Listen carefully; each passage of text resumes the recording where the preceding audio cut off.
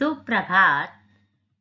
कक्षा दूसरी, विषय हिंदी, उपविषय पाठ 15, वस्तु वर्णन आइसक्रीम तथा पाठ 16, पृष्ठ ऋतुओं के नाम। पुस्तक का नाम नई गुलमोहर हिंदी व्याकरण, व्याख्यान 1। आज हम इस व्याख्यान 1 में पाठ 15 वस्तु वर्णन में आइसक्रीम के बारे में वाक्य लिखना सीखेंगे और अर्थात तथा मतलब और पाठ 16 परिष्ठ आपका पाठ 16 परिष्ठ है, उसके अंदर ऋतुओं के नाम को जानेंगे। तो चलते हैं और जानते हैं पाठ 15 वस्तु वर्णन में आइसक्रीम पर वाक्य बनाना तथा पाठ 16 में ऋतुओं के नाम को। वस्तु वर्णन आइसक्रीम। आइसक्रीम कई तरह की होती है, जैसे कि इस चित्र में दिखाया गया है ना। आप सभी को आइसक्रीम बहुत पसंद होगी, मुझे भी बहुत अच्छी लगती है आइसक्रीम। तो चलते हैं इसी विषय पर हम जानते हैं। जैसे कि नाम है आइसक्रीम, विषय पर वाक्य लिखना। आइसक्रीम का नाम लेते ही मेरे मन में चित्र आ गया। सबसे पहले वनीला आइसक्रीम का, और उसके बाद मेरे मन में चित्र आया टूटी फ्रूटी आइसक्रीम, क्योंकि मुझे ये दोनों आइसक्रीम बहुत पसंद है। ही आप भी इस नाम को सुनते ही आपके मन में भी आइसक्रीम का चित्र आ गया होगा, है ना। तो मैं इसी विषय पर आपको वाक्य लिखकर समझाऊं कि हम किस प्रकार लिखते हैं वाक्यों को। सबसे पहले, मुझे खाने में आइसक्रीम बहुत पसंद है। दूसरा, यह गर्मियों में खाई जाती है। तीसरा, यह बहुत ठंडी होती है। चौथा, यह अलग अलग जायकों में मिलती है, जैसे वनीला, टूटी फ्रूटी आदि। पांचवा, मुझे वनीला आइसक्रीम बहुत पसंद है। छठा, गर्मियों में सभी खाना खाने के बाद आइसक्रीम खाना पसंद करते हैं। देखा किस प्रकार मैंने वाक्य लिखा? एक बार मैं दोबारा आपको पढ़कर बता रही। जैसे ही मेरे को विषय दिया आइसक्रीम, मैंने अपने मन में चित्र को ध्यान में रखा और फिर मैंने लिखा नंबर 1 पे, मुझे खाने में आइसक्रीम बहुत पसंद है। फिर मैंने सोचा नंबर 2 पे, ये कब खाई जाती है? यह गर्मियों में खाई जाती है। तीसरे पे मैंने सोचा ये कैसी होती है? यह बहुत ठंडी होती है।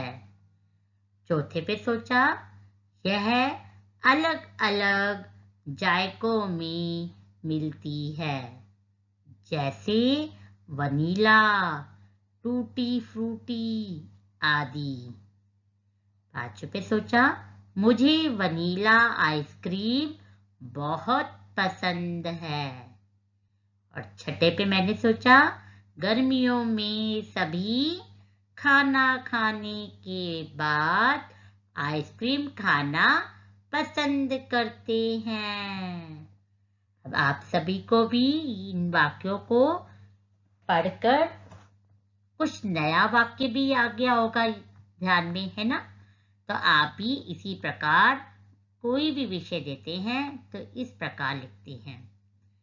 तो अब आप इस आइसक्रीम विषय के बारे में वाक्य लिखना जान गए होंगे, है ना। अब हम क्या करेंगे, अब हम अगला विषय को जानेंगे। अगला विषय हमारा क्या है? ऋतुओं के नाम। भारत में मुख्य 6 ऋतुएं होती हैं, लेकिन आपकी किताब में 3 ऋतुओं के बारे में बताया गया है। तो अभी हम चित्र के माध्यम से वह 3 ऋतुओं को जानते हैं। सबसे पहले चित्र के माध्यम से, ये कौन सा ऋतु है? गर्मी की ऋतु, जिसे ग्रीष्म ऋतु भी कहते हैं। और दूसरे चित्र के माध्यम से, ये कौन सा ऋतु है? ये है बरसात की ऋतु, जिसे वर्षा ऋतु भी कहते हैं। तीसरे चित्र के माध्यम से जानते हैं ये कौन सा ऋतु है? ये है सर्दी की ऋतु, जिसे शिशिर ऋतु भी कहते हैं। तो पहला कौन सा है? गर्मी की ऋतु, दूसरा है बरसात की ऋतु, तीसरा है सर्दी की ऋतु। गर्मी की ऋतु को ग्रीष्म ऋतु भी कहते हैं, बरसात की ऋतु को वर्षा ऋतु भी कहते हैं, सर्दी की ऋतु को शिशिर ऋतु भी कहते हैं। अभी हम इन तीनों ऋतुओं के बारे में विस्तार पूर्वक पढ़ते हैं आगे।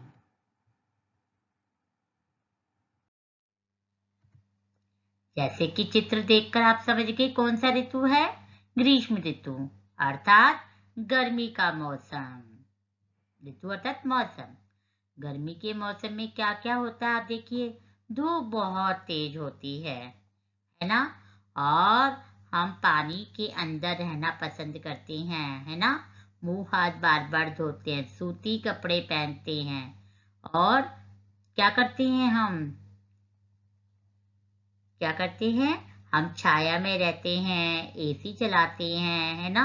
पंखे चलाते हैं। तो ये सब गर्मी की ऋतु है। लेकिन जो आपकी किताब में है उसको जानते हैं। गर्मी अर्थात ग्रीष्म ऋतु,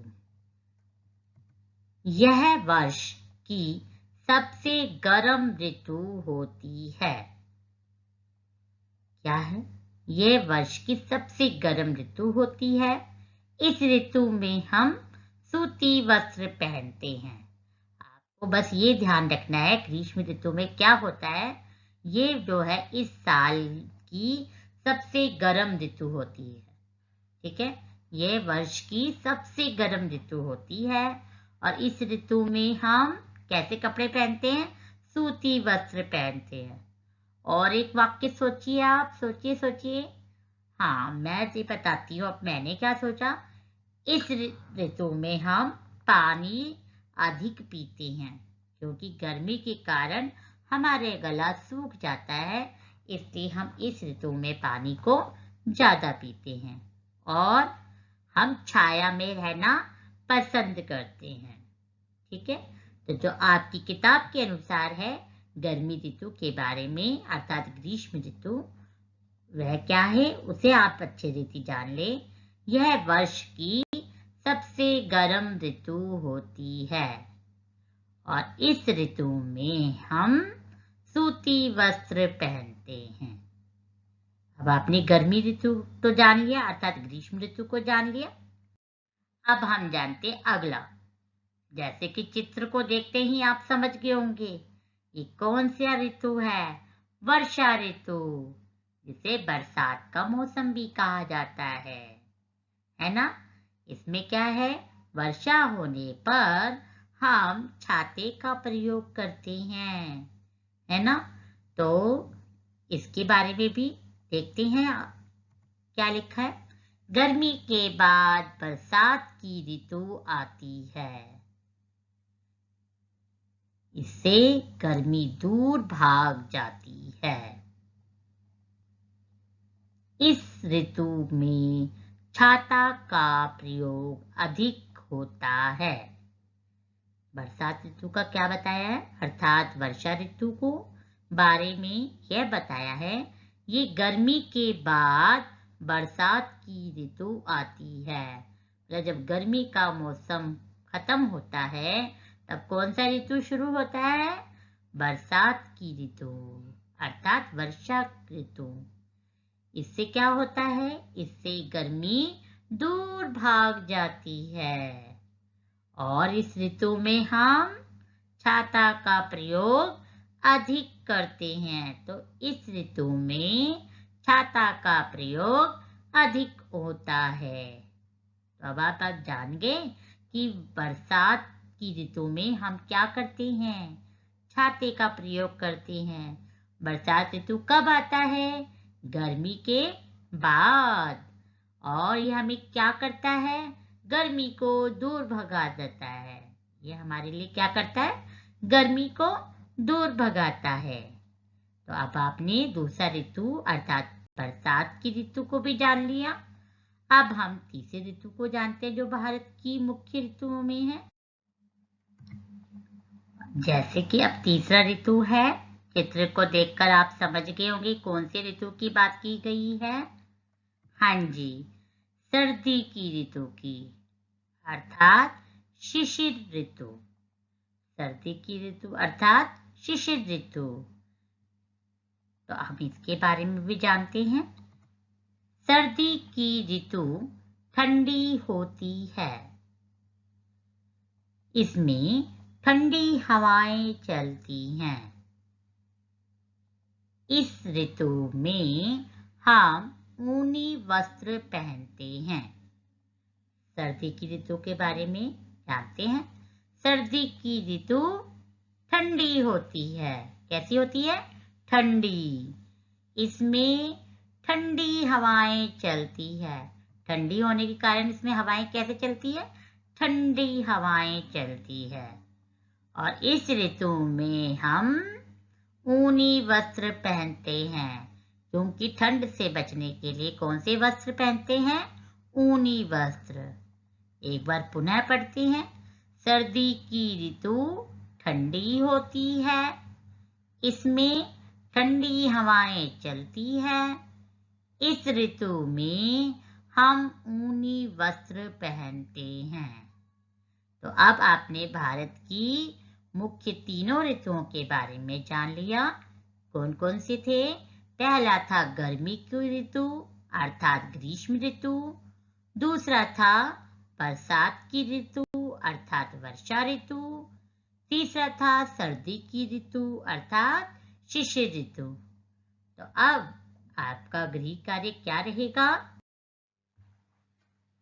आपका गृह कार्य रहेगा नई गुलमोहर हिंदी व्याकरण पृष्ठ संख्या 75 में पाठ 15 वस्तु वर्णन आइसक्रीम के विषय में 5 वाक्य लिखो। क्या है, दोबारा देख लेते हैं।